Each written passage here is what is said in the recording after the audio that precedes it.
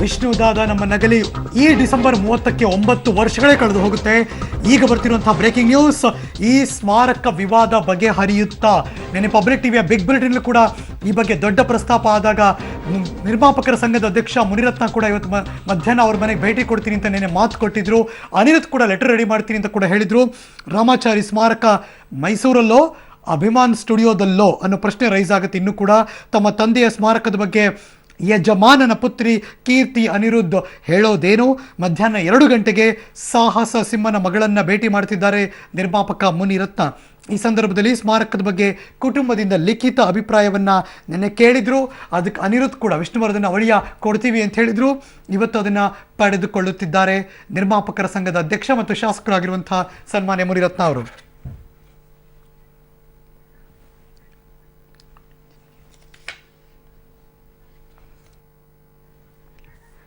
ವಿಷ್ಣುದಾದ ಸ್ಮಾರಕದ ಬಗ್ಗೆ ಗೊಂದಲ ಬೇಡ, ಶೀಘ್ರದಲ್ಲಿ ನಿರ್ಧಾರ ಕೈಗೊಳ್ಳುವುದಾಗಿ ಸಿಎಂ ಕುಮಾರಸ್ವಾಮಿ ಹೇಳಿಕೆ ಕೊಟ್ಟಿದ್ದಾರೆ. ಅಂದರೆ ರಾಜ್ಕುಮಾರ್ ವಿಷ್ಣುವರ್ಧನ್ ಸ್ಮರಿಸುವ ವಿಷಯದಲ್ಲಿ ನಾನು ಬದ್ಧ, ವಿಷ್ಣು ಸ್ಮಾರಕದ ಬಗ್ಗೆ ಶೀಘ್ರವೇ ನಿರ್ಧಾರ ಕೈಗೊಳ್ತೀನಿ ಅಂತ ಸಿಎಂ ಟ್ವೀಟ್ ಕೂಡ ಮಾಡಿದ್ದಾರೆ.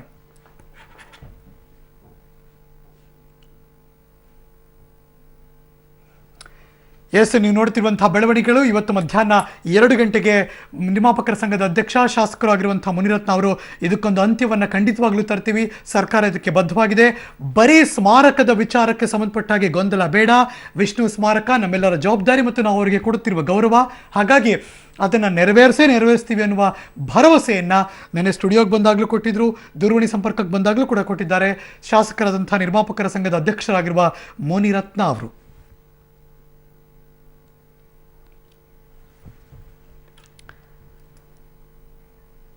ಈ ಸಂದರ್ಭದಲ್ಲಿ ನಿರ್ಮಾಪಕರ ಸಂಘದ ಅಧ್ಯಕ್ಷ ಶಾಸಕರಾಗಿರುವಂತಹ ಮುನಿರತ್ನ ಅವರು ಪಬ್ಲಿಕ್ ಟಿವಿ ಜೊತೆ ದೂರವಾಣಿ ಸಂಪರ್ಕದಲ್ಲಿ ಮಾತಾಡಿದ್ರು. 2 ಗಂಟೆಗೆ ಅವರ ಪುತ್ರಿ ಕೀರ್ತಿ ಅನಿರುದ್ಧವರನ್ನ ಭೇಟಿ ಮಾಡ್ತಿದ್ದೀನಿ, ಸ್ಮಾರಕ ನಿರ್ಮಾಣ ಸಂಬಂಧ ಕುಟುಂಬದಿಂದ ಲಿಖಿತ ಹೇಳಿಕೆಯನ್ನು ಪಡ್ಕೋತೀನಿ ಅಂತ ಮುನಿರತ್ನ ಹೇಳಿಕೆ ಕೊಟ್ಟರು.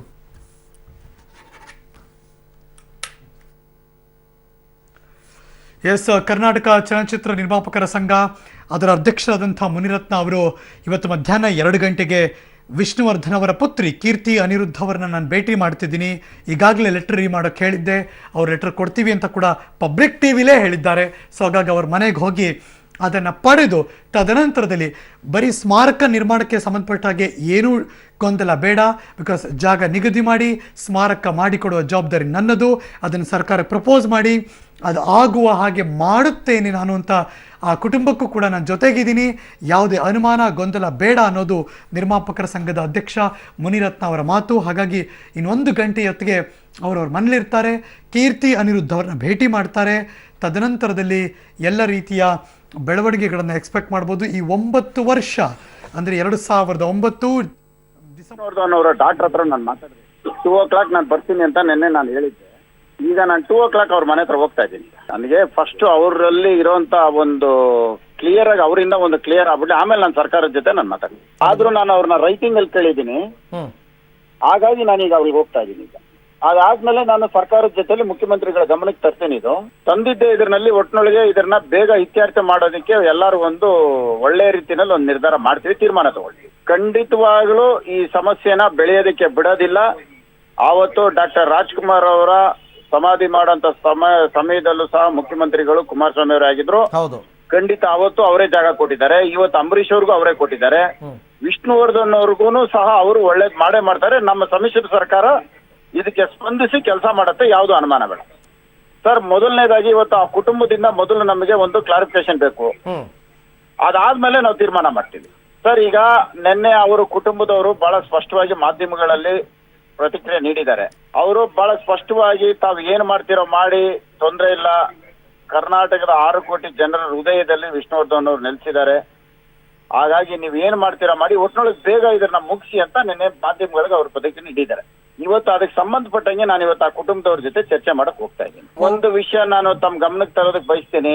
ಸರ್ಕಾರ ಇವತ್ತು ಒಂದು ಸಮಾಧಿ ಮಾಡೋಂಥದ್ದಕ್ಕೆ ಜವಾಬ್ದಾರಿ ತಗೊಂಡಿದೆ, ಅದನ್ನ ನಾವು ಮಾಡ್ತಾ ಇದ್ದೀವಿ. ರಾಜ್ಕುಮಾರ್ ಅವರು ಸಮಾಧಿ ಮಾಡೋಂಥ ಸಂದರ್ಭದಲ್ಲೂ ಸಹ ನಾವು ಅಷ್ಟಕ್ಕೆ ಮಾತ್ರ ಅವಕಾಶ ಸರ್ಕಾರ ಕೊಟ್ಟಿದೆ. ಸ್ಮಾರಕದ ಬಗ್ಗೆ ಮಾತ್ರ ಕೇಳಿದ್ರೆ ಸಮಸ್ಯೆ ಬಗೆಹರಿಯುತ್ತೆ. ಸ್ಮಾರಕ ಬಿಟ್ಟು ಬೇರೆ ಏನಾದ್ರೂ ಇದ್ರ ಜೊತೆಲಿ ಸೇರ್ಸಕ್ ಹೋದ್ರೆ ಇದು ಸಮಸ್ಯೆ ಹಾಗೆ ಉಳ್ಕೊಳ್ಳುತ್ತೆ. ಖಂಡಿತವಾಗ್ಲೂ ಇವತ್ತು ಮಾತಾಡ್ತೀನಿ. ಯಾತಕ್ಕೆ ಅಂತ ಹೇಳಿದ್ರೆ ನಾಳೆ ಎಲ್ಲಾ ಪ್ರತಿಯೊಬ್ರು ನಮಗೂ ಮಾಡಿ ಅಂದಾಗ ನಾವು ಸರ್ಕಾರ ಗೊಂದಲದಲ್ಲಿರುತ್ತೆ. ಅದರಿಂದ ಬಹಳ ಸ್ಪಷ್ಟವಾಗಿ ಈಗ ಯಾರೇ ಆಗ್ಲಿ ಡಾಕ್ಟರ್ ರಾಜ್ಕುಮಾರ್ ಮತ್ತೆ ಅಂಬರೀಶ್ ಅವರ ಸರಿಸಮವಾಗಿ ನಾವು ಕರ್ನಾಟಕದ ಕನ್ನಡದ ನಮ್ಮ ಒಂದು ಕಲಾವಿದರು 3 ಜನಕ್ಕೂ ಸಮವಾಗಿ ನೋಡುವಂಥದ್ದು ನಾವೊಂದು ಅಭಿಮಾನಿಗಳಾಗಿ ನಾವು ಮಾತನಾಡ್ತಾ ಇದ್ದೀವಿ. ಅದೇ ರೀತಿ ಇವತ್ತು ಅಷ್ಟು ಮಾಡೋದಕ್ಕೆ ನಾವು ಖಂಡಿತವಾಗ್ಲೂ ನಾನು ಮುಖ್ಯಮಂತ್ರಿಗಳು ಮತ್ತೆ ಸಂಬಂಧಪಟ್ಟವ್ರ ಹತ್ರ ನಾನು ಮಾತಾಡೋಕೆ ಸಿದ್ಧವಾಗಿದ್ದೀನಿ. ಅಲ್ಲ, ಇದು ಎಲ್ಲ ಮೊದಲು ಅದನ್ನ ಬಿಟ್ಟು ಮಾರ್ಗದವರೆಗೂ ಅಷ್ಟು ಮಾತ್ರ ಮಾತನಾಡಿದ್ರೆ ಇದು ಸಮಸ್ಯೆ ಬಗೆಹರಿಯುತ್ತೆ.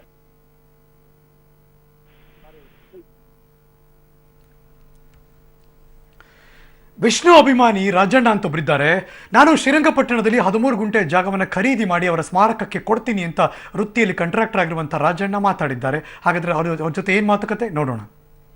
ವಿಷ್ಣುವರ್ಧನ್ ಅವರ ಸ್ಮಾರಕ ನಿರ್ಮಾಣದ ವಿಚಾರದಲ್ಲಿ ಜಾಗದ ವಿವಾದ ಈಗ ದೊಡ್ಡ ಮಟ್ಟದ ವಿವಾದವಾಗಿದೆ. ಒಂದು ಕಡೆಯಲ್ಲಿ ಎಲ್ಲಿ ನಿರ್ಮಾಣ ಮಾಡಬೇಕು ಅನ್ನುವಂಥ ವಿಚಾರದಲ್ಲಿ ಅದು ಜಾಗದ ಸಮಸ್ಯೆಯಾಗಿ ಅದು ಬೆಟ್ಟದಂಥ ಸಮಸ್ಯೆ ಆಗಿದೆ. ಈ ನಡುವೆ ಮಂಡ್ಯದಲ್ಲಿರುವಂತಹ ವಿಷ್ಣುವರ್ಧನ್ ಅವರ ಅಭಿಮಾನಿ ತಮ್ಮದೇ ಸ್ವಂತ ಜಾಗವನ್ನು ವಿಷ್ಣುವರ್ಧನ್ ಅವರ ಸ್ಮಾರಕ ನಿರ್ಮಾಣಕ್ಕೆ ಕೊಡೋದಕ್ಕೆ ಮುಂದಾಗಿದ್ದಾರೆ. ರಾಜಣ್ಣ ಅನ್ನುವಂತಹ ಅವರ ಅಭಿಮಾನಿ, ಅವ್ರ ಜೊತೆಲೇ ನಾನು ಮಾತಾಡ್ತೀನಿ. ಸರ್, ನಿಮ್ಮದು ಜಾಗ ಎಲ್ಲಿದೆ, ಯಾವ ಕಾರಣಕ್ಕೋಸ್ಕರ ಕೊಡೋಕೆ ಬರ್ತಾ ಇದ್ದೀರಿ? ಸರ್, ನನ್ನ ಹೆಸರು KCP ರಾಜಣ್ಣ ಅಂತ. ನಾನು ಮೂಲತಃ KRSನವರೇ. KRS ಬೃಂದಾವನ ಹತ್ರನೇ ಮನೆ ಸರ್ ನಮ್ಮದು. KRS ವಾಸ KRS ನಾವು. ನಾನು ಕೊಡಬೇಕು ಅಂತ ಆಕಾಶೆ ಅಂದರೆ ಈಗ ಸ್ಮಾರಕ ಕಟ್ಟೋಕ್ಕೆ ಇಷ್ಟು ಎಲ್ಲಿ ಜಾಗ ಕೊಟ್ಟರು ಕೇಸು ವಗೇರೆ ನಡೀತಾ ಇದೆ. ನಾನೀಗ 3 ತಿಂಗಳಲ್ಲಿ ಇದನ್ನು ಜಾಗ ತಗೊಂಡಿದ್ದೆ ಸರ್. ಅಲ್ಲಿ ನಾನು ಶನಿ ಸಿಂಗಾಪುರ ಅಂತ ದೇವಸ್ಥಾನ ಮಾಡ್ತಾಯಿದ್ದೀನಿ. ಏನು ಶನಿ ಸಿಂಗಾಪುರ ಮಾದರಿ ಇದೆ ಆ ದೇವಸ್ಥಾನ ಮಾಡ್ತಾಯಿದ್ದೀನಿ ಸರ್. ಅದರಿಂದ ಒಂದು 300-400 ಅಡಿ ದೂರದಲ್ಲಿ ಇಲ್ಲಿ KRS ಇದೇ ಜಾಗದಲ್ಲಿ ಸರ್. ಈಗ ನೀವು ಕೊಡ್ತಾ ಇರುವಂಥದ್ದು ಎಷ್ಟು ಜಾಗ? ಅದು 100/80 ಇದಕ್ಕೆ ಕೊಡ್ತಾ ಇದ್ದೀನಿ ಸರ್ ಸ್ಮಾರಕಕ್ಕೆ. ಇದ್ರ ಪಕ್ಕದಲ್ಲಿ ಸರ್ಕಾರಿ ಜಾಗನೂ ಇದೆ ಸರ್. ಎಷ್ಟಿದೆ? ಒಂದು 4 ಎಕರೆ ಇದೆ ಸರ್. ಓಕೆ. ಜೊತೆಗೆ 13 ಕುಂಟೆ ಜಾಗ ಬೇರೆಯವ್ರದ್ದು ಇದೆ. ಅದನ್ನು ಈಗ ನಾನು ಈ ಆಶ್ರಮಕ್ಕೆ ಇಲ್ಲಿ ನಾನೊಂದು ಆಶ್ರಮ ಮಾಡಬೇಕು, ಒಂದೇನೋ ಮಾಡಬೇಕು ಅಂತ ತಗೊಂಡಿದ್ದು ಜಾಗ ಸರ್. ಈಗ ಒಂದು 3 ಮಂತ್ಸ್ ತಗೊಂಡೆ ಅಷ್ಟೇ. ಓಕೆ. ನಾನು ಜಾಸ್ತಿ ಇದ್ದೀನಿ, ಈಗ ಒಂದು 3 ಮಂತ್ಸ್ ತಗೊಂಡು ಸರ್. ಈಗ ಹ್ಞೂ ಸರ್. ಈಗ 100/80 ಇದೆ. ಅದ್ರ ಪಕ್ಕ 13 ಕುಂಟೆನೂ ಕೂಡ 13 ಕುಂಟೆ ಬೇರೆ ಸರ್ ಜಾಗ. ಅದನ್ನು ತಗೊಡ್ತೀನಿ ಬೇಕಾದ್ರೆ ನಾನು. ಅದನ್ನು ನೀವೇ ಖರೀದಿ ಮಾಡಿ? ನಾನೇ ಖರೀದಿ ಬೇಕು ಮಾಡ್ತೀನಿ. ನನ್ನ ದುಡ್ಡಲ್ಲಿ ಬೇಕು ಖರೀದಿ ಮಾಡ್ಕೊಡ್ತೀನಿ ಸರ್. ಓಕೆ. KRS ಇಂದ ಎಷ್ಟು ದೂರ ಇದೆ ಇದು? Near KRS sir. ಇದು KRS sir. KRS railway station ಪಕ್ಕದಲ್ಲೇ. ರೈಲ್ವೆ ಸ್ಟೇಷನ್ ಬ್ಯಾಕೆ ನಿಯರ್ ಡಿಸ್ಟೆನ್ಸ್ ಏನಿಲ್ಲ ಸರ್. ರೈಲ್ವೆ ಸ್ಟಾಪ್ ಪಕ್ಕದಲ್ಲೇ ಸರ್. ನೀವು ವೃತ್ತಿಲಿ ಏನು ಮಾಡ್ತೀರಿ? ನಾನು ವೃತ್ತಿ ಕಾಂಟ್ರಾಕ್ಟ್ ಸರ್, ಸಿವಿಲ್ ಕಾಂಟ್ರಾಕ್ಟರ್. ಹಾಂ ಸರ್. ನೀವು ಅಲ್ಲಿ 3 ತಿಂಗಳಿಂದ ತೊಗೊಂಡಿದ್ದು ವೃದ್ಧಾಶ್ರಮ ಕಟ್ಟೋದಕ್ಕೆ? ಆ ಆಶ್ರಮಕ್ಕೆ ಇರಲಿ ಏನೋ ಒಂದು ಪರ್ಪಸ್, ನಾನು ದೇವಸ್ಥಾನ ಮಾಡ್ತೀನಿ ಸರ್. ಆ ದೇವಸ್ಥಾನಕ್ಕೆ ಒಂದು ಪರ್ಪಸ್ ಬೇಕಲ್ಲ ಮುಂದೆ ತಗೊಂಡಿದ್ದು ಸರ್ ಇದನ್ನು. ಓಕೆ. ಹ್ಞೂ ಸರ್. ಈಗ ನೀವು ವಿಷ್ಣುವರ್ಧನ್ ಅಭಿಮಾನಿ ಸರ್. ನಾನು ರಾತ್ರಿ TV ನೋಡಿದೆ, ಅಮ್ಮ ಎಲ್ಲ ಹೇಳ್ತಾ ಇದ್ದಾರೆ, ಎಲ್ಲ ಜಾಸ್ತಿ ಆಗ್ತಾಯಿದೆ ಇದು. ಇದಕ್ಕೆ ನನ್ನ ಕೈಯಿಂದ ಕಿರು ಕಾಣಿಕೆ ಮಾಡೋಣ. ವಿಷ್ಣುವರ್ಧನ್ ಅಭಿಮಾನಿಗಳು ಮತ್ತು ಅಮ್ಮ ಎಲ್ಲ ಒಪ್ಪಿದ್ರೆ, ಸರ್ಕಾರ ಎಲ್ಲ ಒಪ್ಪಿದ್ರೆ ನಾನು ಕಿರು ಕಾಣಿಕೆ ಕೊಡ್ತೀನಿ. ಅಲ್ಲಿ ಸರ್ಕಾರ ಜಾಗ ಬೇಜಾನಿದೆ ಸರ್. ಅಲ್ಲಿ ಅದು ಸಿಗುತ್ತೆ, ಯಾರನ್ನೂ ಕೇಳಬೇಕಾಗಿಲ್ಲ ಸರ್ಕಾರದವರು. ಅದನ್ನು ಬೇಕಾದ್ರೆ ಅಮ್ಮಂಗೆ ಬರ್ಕೊಳ್ಬೋದು. ನಾಳೆ ದೊಡ್ಡದಾಗಿ ಸಮಸ್ಯೆ ನಡೀತದೆ. ನನ್ನ ಜಾಗ, ನಾನು ರಿಜಿಸ್ಟರ್ಡ್ ಜಾಗ ನಂದು. ನನ್ನ ರಿಜಿಸ್ಟರ್ಡ್ ಜಾಗದಲ್ಲಿ ಮಾಡಲಿ, ಸರ್ಕಾರಿ ಜಾಗದಲ್ಲಿ ಪಾರ್ಕಿಂಗ್ ಮಾಡಲಿ. ಓಕೆ ಅಲ್ವೇ? ಈಗ ನೀವು ಅವ್ರು ಒಪ್ಪಿದ್ರು ಅಂದರೆ ನಾಳೆನೇ ಬರ್ಕೊಡ್ತೀನಿ? ಇವತ್ತೇ ಬರ್ಕೊಡ್ತೀನಿ ಸರ್. ಇವತ್ತೇ ಬೇಕಾದ್ರೆ ಕರ್ಕೊಂಡು ಇವತ್ತೇ ಬರ್ಕೊಡ್ತೀನಿ ನಾನು. ನಿಮ್ಮ ಮುಖ ನಿಮ್ಮ ಮನೆಯವರೆಲ್ಲ ಎಲ್ಲ ಒಪ್ಪಿಗೆ ಇದೆ ಸರ್. ಎಲ್ಲ ಒಪ್ಪಿಗೆ ಇದೆ ಸರ್. ಸರ್, ನಾನು ಸ್ವಾಯತ್ತ ಆಸ್ತಿ, ನಾನು ಸಂಪಾದನೆ ಮಾಡಿರೋ ಆಸ್ತಿ ಸರ್. ಈಗ 3 ಮಂತ್ಸ್ ತಗೊಂಡಿರೋದು ಆಸ್ತಿ ಸರ್. ಅಂದರೆ ನಿಮ್ಗೆಲ್ಲರಿಗೂ ಕೂಡ ಸ್ಮಾರಕದ ವಿಚಾರದ ಈ ಥರದೊಂದು ವಿವಾದ ದೊಡ್ಡ ಮಟ್ಟಕ್ಕೆ ನೋವಾಗಿ ಹೋಗ್ತಾ ಇದೆ ಸರ್. ಹೋಗ್ಬಾರ್ದು, ನಿಲ್ಬೇಕು ಸರ್. ಇಲ್ಲಿಗೆ ಈಗ ವಿವಾದ ಹೋಗ್ತಾ ಇದ್ರೆ ಎಲ್ಲರಿಗೂ ತೊಂದರೆ, ಸಮಾಜದಲ್ಲಿ ಎಲ್ಲರಿಗೂ ತೊಂದರೆ ಇದೆ. ಇದು ಎಲ್ಲ ಏನು ಪಾಪ ನಾವು ಸ್ಟ್ರೈಕ್ ಮಾಡ್ತೀವಿ, ಎಲ್ಲ ತೊಂದರೆ. ಕೆಲಸ ಕಾರ್ಯ ಬಿಟ್ಟು ಸ್ಟ್ರೈಕ್ ಮಾಡಬೇಕು, ಸರ್ಕಾರಕ್ಕೂ ತೊಂದರೆ, ಎಲ್ಲ ಕೆಟ್ಟ ಹೆಸರು ಬರುತ್ತೆ. ಕೊನೆಗೆ ಕೆಟ್ಟ ಹೆಸರು ಬರೋದು ವಿಷ್ಣುವರ್ಧನ್ ಫ್ಯಾಮಿಲಿಗೆ, ಟೋಟ್ಲಾಗಿ ಬರೋದು ವಿಷ್ಣುವರ್ಧನ್ ಫ್ಯಾಮಿಲಿಗೆ. ಇದಕ್ಕೆ ಫ್ಯಾಮಿಲಿಗೆ ಯಾವ ತೊಂದರೆ ಆಗ್ದಂಗೆ ನಾನು ಜಾಗ ಕೊಡೋಕೆ ಒಪ್ಪಿದ್ದೀನಿ. ಅದು ಅವ್ರು ಒಪ್ಪಿ ಮನಸ್ಸಿಚ್ಛೆಯಿಂದ ಒಪ್ಪಿ ನಾನು ಸ್ವೀಕರಿಸ್ತೀವಿ ಅಂದರೆ ನಾನು ಸಿದ್ಧವಾಗಿದ್ದೀನಿ ಸರ್ ಕೊಡೋದಕ್ಕೆ. ಅಭಿಮಾನಿಗಳು ಕೊಡೋವಂಥ ವಿಚಾರದಲ್ಲಿ ಬೆಲೆ ಕಟ್ಟೋಕ್ಕಾಗಲ್ಲ, ಆದರೂ ಕ್ಯೂರಿಯಾಸಿಟಿಲಿ ಕೇಳ್ತೀನಿ, ಎಷ್ಟು ನಡೀತಾ ಇದೆ ಅಲ್ಲಿ ಜಾಗ? ಸರ್, ಒಂದು 5 ಲಕ್ಷ ರೂಪಾಯಿ ಸೈಟ್ ನಡೀತಿದೆ ಸರ್. ಒಂದು ಸೈಟು ಅದೊಂದು 8 ಸೈಟ್ ಆಗ್ಬೋದು ಸರ್. ಅದು ಉಳಿದ 13 ಕುಂಟೆ 13 ಕುಂಟೆ ಇನ್ನೂ ನಾನು ವ್ಯಾಪಾರ ಮಾಡಿದ್ದೀನಿ ಸರ್. ಅದನ್ನು ಸರ್, ಅದು ಕುಂಟೆ, ಅದು ಜಮೀನು ಸರ್. ಇದು ಸೈಟ್ ಸರ್. ಇದು ಸೈಟ್ ಸರ್. ಇದು ನಾನು ತಂಡ ಸೈಟ್ ಸರ್. ಅದು ಜಮೀನು ಸರ್. ಅದು ಜಮೀನು ಒಂದು 15 ಲಕ್ಷ ಆಗ್ಬೋದು ಸರ್. ಅಂದರೆ ಅವರ ಅಭಿಮಾನಿ ಹೇಳ್ತಾ ಇರುವಂಥದ್ದು, ಜಾಗದ ಸಮಸ್ಯೆ ದೊಡ್ಡ ವಿವಾದ ಆಗೋದು ಬೇಡ, ಅದಕ್ಕಾಗಿ ನನ್ನ ಬಳಿ ಈಗ ರೆಡಿ ಇರುವಂತಹ 100/80 ಜಾಗವನ್ನು ಜೊತೆಗೆ ಪಕ್ಕದಲ್ಲಿರುವಂತಹ 13 ಕುಂಟೆ ಜಾಗವನ್ನು ಕೂಡ ಸ್ಮಾರಕಕ್ಕೆ ಬೇಕಾದ್ರೆ ನಾನು ಖರೀದಿ ಮಾಡಿ ಕೊಡ್ತೇನೆ ಅನ್ನುವಂಥದ್ದು ಅವರ ಮಾತು. ಕ್ಯಾಮರಾ ಪರ್ಸನ್ ಕಾರ್ತಿಕ್ ಜೊತೆ KP Nagaraj, public TV, Mysuru. ಮೈಸೂರಿಂದ ಬೆಂಗಳೂರಿಗೆ ವಾಪಸ್ ಬರ್ತೀನಿ. ಬೆಂಗಳೂರಿನ ನನ್ನ ಸಹೋದ್ಯೋಗಿ ಹರೀಶ್ ಸೀನಪ್ಪ ನೇರ ಸಂಪರ್ಕದಲ್ಲಿ ಜಾಯ್ನ್ ಆಗ್ತಿದ್ದಾರೆ. Good afternoon Harish Seenappa.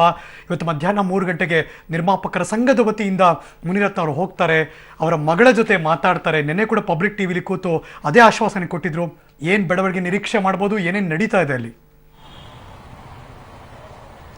ಖಂಡಿತ ಹರೀಶ್, ಏನಂತಂದ್ರೆ ಅಂಬರೀಶ್ ಅವರ ನಿಧನದ ನಂತರ ಅವ್ರನ್ನ ಕಂಠೀರವ ಸ್ಟುಡಿಯೋದಲ್ಲಿ ಒಂದು ಅಂತಿಮ ವಿಧಿವಿಧಾನ ಮಾಡಿ ಅಲ್ಲಿ ಒಂದು ಜಾಗವನ್ನು ಕೊಟ್ಟ ನಂತರ ಸೋಷಿಯಲ್ ಮೀಡಿಯಾದಲ್ಲಾಗಿರ್ಬೋದು ಮತ್ತೆ ವಿಷ್ಣುವರ್ಧನ್ ಅವರ ಅಭಿಮಾನಿ ಬಳಗದಲ್ಲಾಗಿರ್ಬೋದು ಒಂದು ದೊಡ್ಡ ಮಟ್ಟದ ಚರ್ಚೆ ಆಯಿತು. ಅಂದ್ರೆ ರಾಜ್ಕುಮಾರ್ ಮತ್ತೆ ಅಂಬರೀಶ್ ಅವರಿಗೆ ಏನೆಲ್ಲ ಬೇಕೋ ಅದನ್ನೆಲ್ಲ ಕೊಟ್ಟಿದ್ದೀರಾ, ಆದ್ರೆ ವಿಷ್ಣುವರ್ಧನ್ ಅವರ ಕಡೆಗಣಿಸಿದ್ದೀರಾ. ಈ 3 ಜನ ತ್ರಿಮೂರ್ತಿಗಳು ಕನ್ನಡ ಚಿತ್ರರಂಗಕ್ಕೆ ದುಡಿದವರು, ಅವರೆಲ್ಲ 3 ಜನ ಒಟ್ಟಿಗೆ ಇರಬೇಕು ಅಂತ ಒಂದು ವರ್ಗ ಅಭಿಮಾನಿಗಳಂದ್ರೆ ಕಂಠೀರವ ಸ್ಟುಡಿಯೋದಲ್ಲೇ ವಿಷ್ಣು ದಾದಾ ಅವರ ಸ್ಮಾರಕ ಆಗ್ಬೇಕು ಅಂತ ಒಂದು ವರ್ಗ ಮಾತಾಡಿದ್ರೆ, ಇನ್ನೊಂದು ವರ್ಗ ಅವ್ರನ್ನ ಎಲ್ಲಿ ಅಂತ್ಯಕ್ರಿಯೆ ನಡೀತು ಅಲ್ಲೇ ಅವರ ಒಂದು ಸ್ಮಾರಕ ನಿರ್ಮಾಣ ಆಗ್ಬೇಕು ಅನ್ನೋದು ಇನ್ನೊಂದಷ್ಟು ಜನ ಅಭಿಮಾನಿಗಳ ಒತ್ತಾಯವಾದ್ರೆ, ಇನ್ನ ಭಾರತಿ ವಿಷ್ಣುವರ್ಧನ್ ಅವರು ಮೈಸೂರಲ್ಲಿ ಅಲ್ಲಿ ಜಾಗ ನೋಡಿದ್ದಾಗಿದೆ, ಜಾಗವನ್ನ ನಿಗದಿಪಡಿಸಿದ್ದಾಗಿದೆ. ಅಲ್ಲಿ ಜಾಗದಲ್ಲಿ ಕೆಲಸ ಮಾಡ್ತಾರೆ ಅಂದ್ರೆ ಕೃಷಿ ಚಟುವಟಿಕೆ ಏನ್ ಮಾಡ್ತಿದ್ದಾರೆ ಅವ್ರನ್ನ ಕರೆದು ಸರ್ಕಾರ ಮಾತಾಡಿಸಿ ಅವ್ರಿಗೆ ಒಂದು ಇತ್ಯರ್ಥ ಮಾಡಿಸಿ ಸಮಸ್ಯೆನ ಬಗೆಹರಿಸಿ ಅಲ್ಲಿ ನಮಗೆ ಮಾಡ್ಕೊಡ್ಬೇಕು ಅನ್ನುವಂಥದ್ದನ್ನ ಕೂಡ ಬಹಳಷ್ಟು ಸಲ ಕೇಳಿರುವಂಥದ್ದು. ಸೊ ಒಟ್ಟಿಗೆ ಈ 3 ಇದರಲ್ಲಿ ಎಲ್ಲಿ ಮಾಡಬೇಕು, ಏನ್ ಮಾಡಬೇಕು, ಅದರಲ್ಲಿ ವಿಷ್ಣುದಾದರ ಅಭಿಮಾನಿ ಆ ಮನೆಯವರ ಎಸ್, ಮತ್ತೆ ಮಾಡ್ತೀನಿ. I come back to you. 30ನೇ ತಾರೀಕು ಡಿಸೆಂಬರ್ ಆಗಬೇಕು ಈ ವರ್ಷ ಅನ್ನೋದು ಒಂದು ಒತ್ತಾಯ ಕೂಡ ಇತ್ತು. ಬಟ್ ಈ ನಡುವೆ ಪಟ್ಟನ್ನು ಹಿಡಿದಿದ್ರು ಅಫ್ಕೋರ್ಸ್ ಅವರ ಕುಟುಂಬದವರು, ಅದು ಮೈಸೂರಲ್ಲೇ ಆಗಬೇಕು ಅಂತ. ಈಗ ನಿನ್ನೆ ಭಾರತಿ ವಿಷ್ಣುವರ್ಧನ್ ಅವರು ಸ್ಪಷ್ಟನೆ ಕೊಡಬೇಕಾದ್ರೆ ಇಟ್ಸ್ ಓಕೆ, ಎರಡಕ್ಕೆ ಎಲ್ಲಿ ಬೇಕಾರಾಗಲಿ ಅಭಿಮಾನಿಗಳು ಒತ್ತಾಯದ ಮೇರೆಗೆ ಅಂತಿದ್ರು. ಈಗ ಬರ್ತಾರೆ ಬ್ರೇಕಿಂಗ್ ನ್ಯೂಸ್.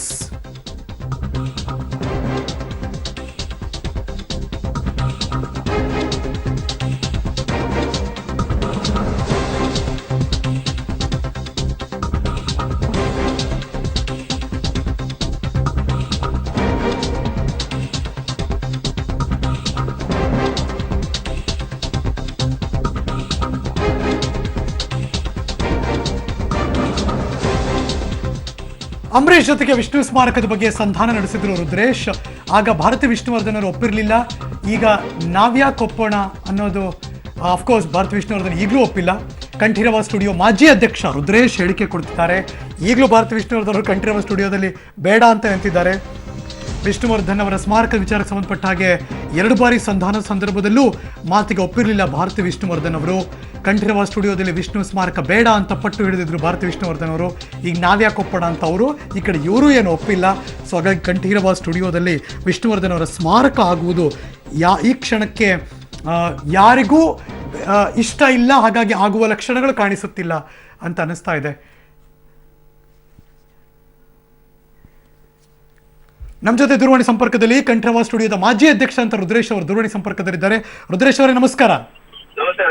ಭಾರತಿ ವಿಷ್ಣುವರ್ಧನ್ ಅವರು ಈಗಲೂ ಒಪ್ಪಿಲ್ಲ ಅಲ್ಲಿ ಮಾಡೋಕೆ ಅಂತ, ಈಗಲೂ ನಂಗೆ ಬೇಡ ಅಂತ ಕ್ಲಿಯರ್ ಕಟ್ ಆಗಿ ಹೇಳ್ತಿದ್ದಾರೆ, ಸ್ಪಷ್ಟಪಡಿಸಿದ್ದಾರೆ. ಹಾ, ಈಗ ನೀವ್ಯಾಕೆ ಹೇಳ್ತಿದ್ದೀರಾ ನಾವು ಒಪ್ಪಲ್ಲ ಅಂತ ಯಾಕೆ ಹೇಳ್ತಿದ್ದೀರಾ? ಈಗ ಎಲ್ಲಿ ನಿಮ್ಮ ಉತ್ತರ ಏನು? ನಾವು ಒಪ್ಪಿಲ್ಲ ಅಂತ ಏನೋ ಹೇಳ್ತಿದ್ದೀರಂತೆ ನೀವು. ಸರ್ ನಾವು ಒಪ್ಪಿಲ್ಲ ಅಂತಲ್ಲ, ಇವರು ಇದರಲ್ಲಿ ಯಾವುದೋ ಅಭಿಮಾನ ಸ್ಟುಡಿಯೋದಲ್ಲಿ ಹಾ ಅಂಬರೀಷ್ ಅಣ್ಣವ್ರು ಇದ್ದಾಗೇನೆ ಅದು 2 ಸಲ ರಾಜಿ ಮಾಡಿದ್ವಿ.